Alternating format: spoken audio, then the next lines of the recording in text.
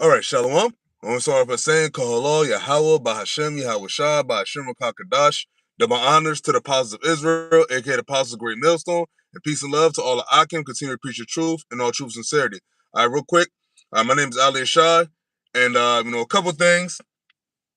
Actually, going to the spirit, obviously as always, but technically this is actually like the spirit kick, step by step. What we're about to bring on today. I was at the grocery store today, and I went to get a couple things, literally two things. So I got a little thing of pineapples, the already made pineapples, and I got a thing of jerk sauce. Anyway, long story short, so when I came to pay for it, the price came out to $7.77. $7.77. Now, the number 7 meaning completion. When you see 777, I know when I see 77, I think of like, oh yeah, obviously some people think of jackpot, like in jackpot as in a casino, but it's really the jackpot is into this place is triple finished. All right. So after that, I'm driving and I come to a railroad and it's a train. It's basically stopping traffic. So I'm sitting for a little bit. So I'm just going through my phone and shit, looking at stuff, and I come across this article where I got the thumbnail from, and it's from Defense Express. And it says, Norway seeks a 500 kilometer ground-based missile system for $1.9 US to put Murmansk within range. Now, I don't know if I'm pronouncing that right, but Murmansk, as I believe I looked it up, I just looked it up and said it's in southwestern Russia. Now, obviously, Norway is not a member of the EU, but it's a member of NATO. But when you go into NATO and EU, they're all affiliated with each other, and they're all Esau. And now, what you have now is you have Esau fighting amongst each other. So, what do Yahawah? I'm going to read the scripture real quick. So, I'm going to go to the book of Matthew, chapter 24, verse 3. And it reads, and this is an NLT, it says, later Yahawah sat on the Mount of Olives.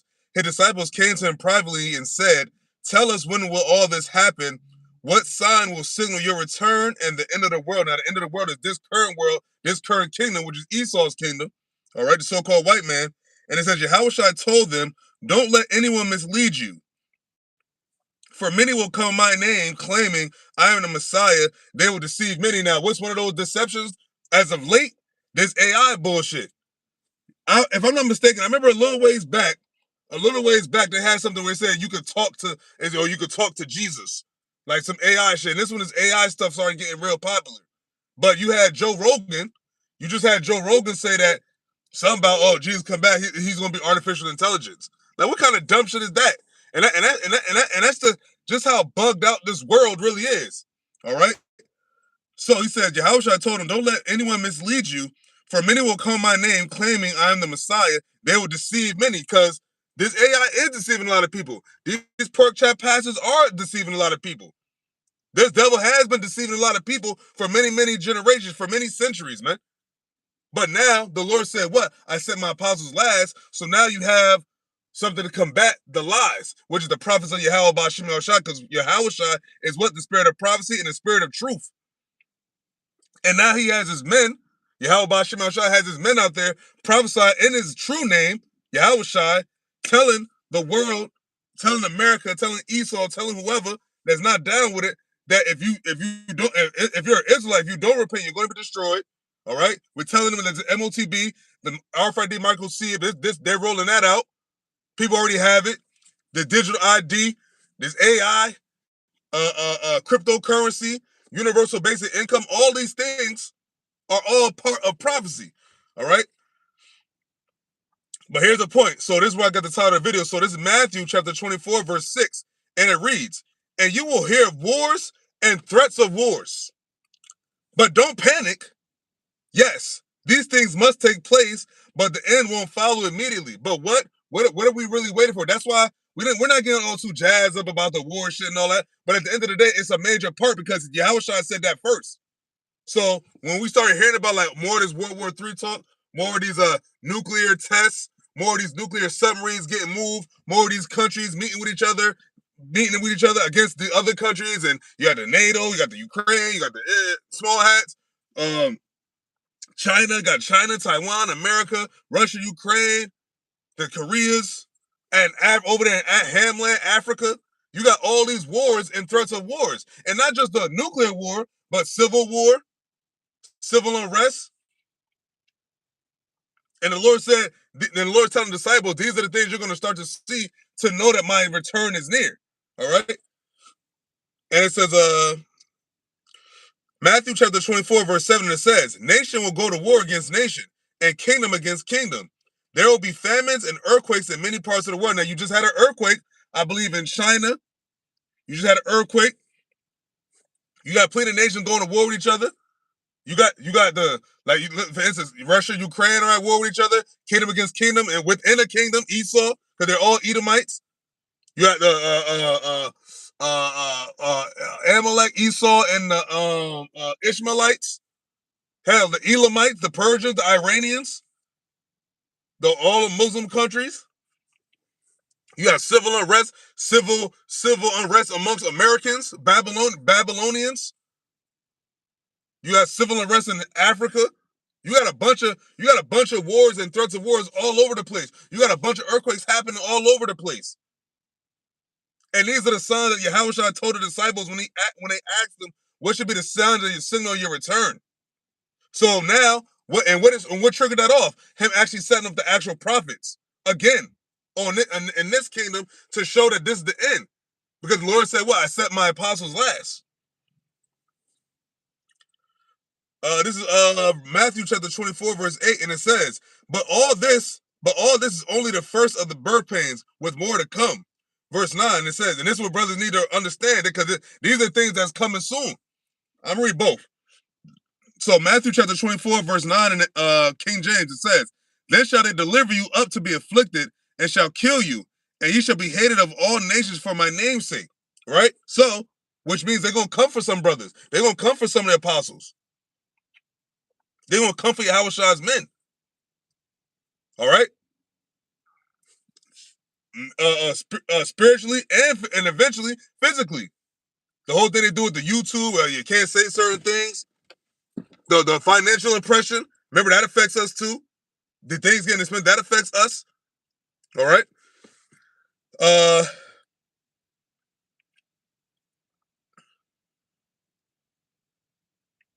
So in the NLT, Matthew chapter 24, verse 9, remember, he said this after the wars and rumors of wars, earthquakes, and all that. Then it says what? It says, then you will be arrested, persecuted, and killed. You will be hated all over the world because you are my followers. Now, not every brother's going to go through that, but some brothers might. It's all up to YAHAWASHI and his judgment. We all deserve it. But these are some of the steps. These are some of the things that the Lord said was going to happen upon his return. All right? So I'm reading that again. This is Matthew chapter 24, verse 9. And it says, then you'll be arrested, persecuted, and killed. You'll be hated all over the world because you are my follower. Because what? We're not hated for our own sake. We're hated for the name of the Lord.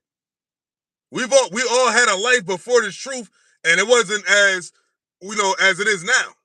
But now that what we follow behind Yahawashi, now we are hated for what? His name's sake. Let me go back to the article. Oops. Article. Okay. So yeah, Mershanks is in Russia.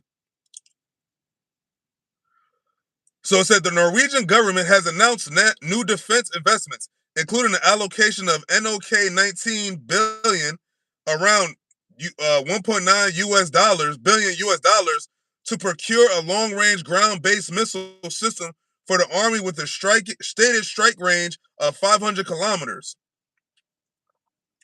It said the purchase has been described as a strategically important initiative that will significantly enhance the Army's strike capabilities. Now what? That's a war and a threat of war. It says at the same time, neither the specific system nor even the missile type has been identified. The Ministry of Defense is expected to present the available options. What is important is that this requirement applies specifically to the Army, not to the Air Force or the Navy. For now, I guess. It says Norway is already running a competition to acquire a long-range rocket and missile system. Initially, the contenders included Israel's PULs to be assembled by KNDS, Germany, Under a localization arrangement, South Korea's K-239 Chunmoo and a U.S. that made HIMARS. However, reports emerged a few weeks ago indicating that only the South Korean and U.S. proposals remain under consideration. Cause what? That's the beast. I mean, excuse me, that's the whore.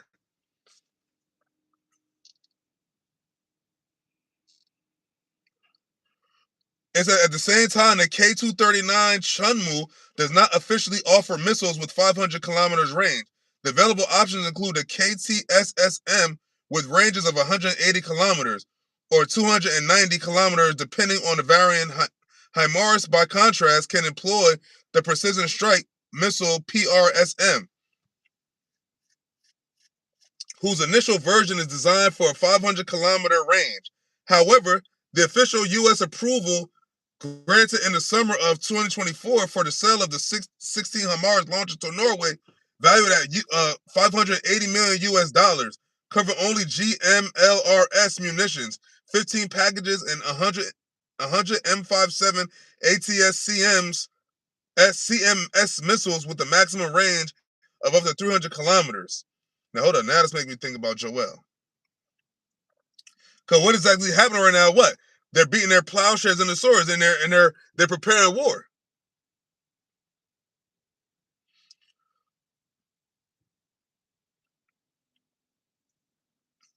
So this is the book of Joel, chapter 3, verse 9, and it says, "Proclaim ye this among the Gentiles, prepare war.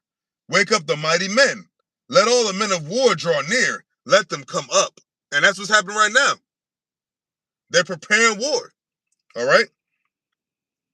Verse 10, and it says, Joel chapter 3, verse 10, it says, "Beat your plowshares into swords and your pruning hooks into spears. Let the weak say, I am strong." And that's what those arrows are. That's what those spears are. They're modern day missiles. Those missiles are the spears. The arrows, because it ain't gonna be bow and arrows like back in the day. Those arrows, those spears are these missiles. Flying swords are the missiles. And that's what they're getting ready for now. Now, I don't think it said Norway is not a nuclear power, but they still got missiles. All right. Let the weak say I'm strong. And then Norway, and you got Norway, South Korea, Iran. You got all these countries, because America was the first one with all of the high-tech bombs and all, but now all these other countries, they got stuff too. They got missiles too. So that's why I said, let the weak say I'm strong. Okay, so this Joel chapter 3, verse 11, and it says, assemble yourselves, and come all ye heathen, and gather yourselves together round about. Thither call thy mighty ones to come down, O Lord. And that's going to be for the actual day of the Lord, World War III, when the nuclear missiles and all those missiles go flying back and forth in the atmosphere, man, causing a total lake, making America a lake of fire, but it's going to cause total darkness, man. Because said what? The day of the Lord is darkness, not light. The darkness is going to be caused by all that fire and all that smoke that's going to rise up above the atmosphere of the people on the earth, above everybody. So all you're going to see is smoke. Because you think about it, if when you, like for instance, if something's on fire, if there's a building or something like on fire, and let's say the whole building is on fire, if someone is standing close to that, all they can see is fire, but it's coming from that particular area. The whole earth is going to be engulfed in, well, not the whole earth, but a lot of the earth, a lot of parts of the earth are going to be engulfed in smoke, up in flames. All right? And it's going to be from those arrows. It's going to be from those spears. It's going to be from them bows. All those that could bend the bow, shoot arrows at her. Who is at her? Babylon. Jeremiah, what, the 50th chapter, 51st chapter? I'm going to read that in the NLT. It says, Joel chapter 3, verse 11 in the NLT. It says, come quickly, all you nations everywhere. Gather together in the valley, and now, O Lord, call out your warriors. And that's what's about to happen. And that's what they're doing right now. They're coming quickly. They're gathering arms, preparing for the war. What did Pete Hegseth say to them generals? He called that meeting a little ways back. Said, yo, forget all that woke stuff, forget all that, the transmission stuff, forget all that other stuff. Prepare for war, and that's it. Get ready for war. And that rhetoric hasn't changed. In fact, it's intensifying. Because now you got Norway, you got all these NATO countries getting ready for war. You just had in was that France? They said something shit happened when some drones went in their airspace or whatever into their area where they think it was Russia. Just stuff like that, and they saying it's happening more frequently now. So you have, and that's what nation against nation, kingdom against kingdom. Because you got nations, you got Esau's a nation, but you also have kingdoms. Like Russia's a kingdom in a sense. America's a kingdom. China's a kingdom. Taiwan is a kingdom. All these are kingdoms because what? They all have sovereignty, quote unquote sovereignty. They have arms. They have resources. They have dominion. But that's what Yahawashi is coming to take back. When he had many crowns on his head, he about to take the earth over. Not no AI, not Moab, not Esau to stay on top. No, it's Yahawashi. He's coming back. And this is when he comes back, when this great day happens that's described of in Joel the 3rd chapter. And all the events taking place. All the nations putting this there, the digital, everything taking place. Not one thing taking place is not pertaining to prophecy. I don't care how great or small the matter is. It's all pertaining to prophecy. Especially what's going on in the Middle East, especially what's going on over here in America, just throughout the whole earth. The Lord said, I'm going to visit the earth, which it's time for him to visit the earth which he has made.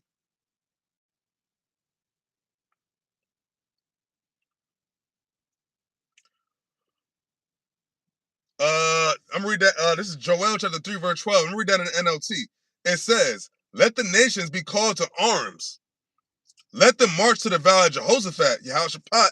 There, I, the Lord, will sit to pronounce judgment on them all. And that's when Yahawashi come back. Hey, Second Esdras, the 13th chapter. It said what? The Lord and all the armies. And then when he said he saw a great multitude, and he could perceive nothing but smoke and the smell of it. That's what's happening right here. We saw a pronounced judgment on them all. So where people get off talking about all the nations gonna make it when the Lord says he's gonna pronounce judgment on them all. Now if it's gonna be a thing to be delivered, why does he tell them to get their weapons ready? It don't make no sense. And that's how you know that these guys they don't mess with Yahawashi, man, or Yahawashi don't mess with them. Because how could you say, yo, yeah, the Lord gonna come back to deliver everybody? So why would you come back to deliver people you're telling them to prepare war and fight against, and then you're gonna judge them? Why is he telling them to get weapons ready? Why is he telling them to prepare for war? And that's what these bozos don't understand. The Lord said to the Gentiles, prepare war. And he said, there will I sit and pronounce judgment on them all. And that's what's about to go down. And each day that passes, we getting closer to that taking place. And that's it. But I just wanted to bring out that article. Do I have any more of that? Any more of that article? That's pretty much it on it. They just talk about, the particulars of this, hold up.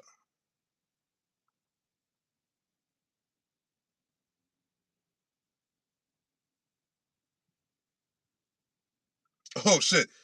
So here goes a war and a threat of war. So it says in an article, it said the requirement for a 500-kilometer range is not arbitrary. It is driven by Norway's need to hold key Russian military and infrastructure targets in the region at risk. Such a range will allow Norway to target Murmansk, the main Russian port in the high north, as well as major naval facilities and air bases, including the well-known Alanya Air Base. So Norway is talking about they're threatening Russia basically. Now, why are they doing that? Because why? It's about to be World War III. Nation against nation, kingdom against kingdom, saints house divided. These are all Edomites. Russia are Edomites. Norwegians are Edomites. Americans are Edomites. The small hats are Edomites. The Ukrainians are small hats. Also, they're Edomites. EU, they're Edomites. NATO, they're Edomites. So you got Esau against Esau, and then you got Esau against other nations, helping other nations against other Edomites, and so on and so forth. It's about to be one. It's about to be one. It's about to be one. It's about to be one hell of a show, man. The day of the Lord is gonna be one hell of a show.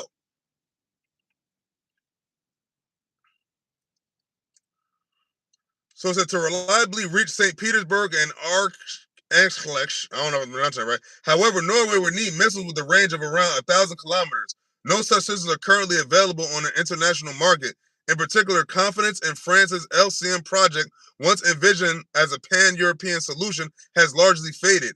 Overall, the evidence points to the collapse of the long-range ELSA program and the emergence of a genuine parade of national missile projects across the European Union. Yeah, at the end of the article. So yeah, man. So that's what's happening. Norway's possibly talking threatening against Russia, man. That's why Yahawashi said you should have wars and threats of wars. Wars and rumors of wars. That's what you see. And remember, and the Lord said these are the beginning of sorrows. So yeah, this happening, but yo, time gonna go on. It's only gonna boil more and more until the great day of the Lord is upon us. So with that, Lord willing is edifying. I'm gonna give all praises to Yahawah, BAHASHAM, YAHWASHI, BAHASHAM, and Kakadash. Double honors to the apostles of Israel, aka the apostles of Great Millstone, and peace and love to all the Akim. Continue to preach the truth and all truth and sincerity. Shalom.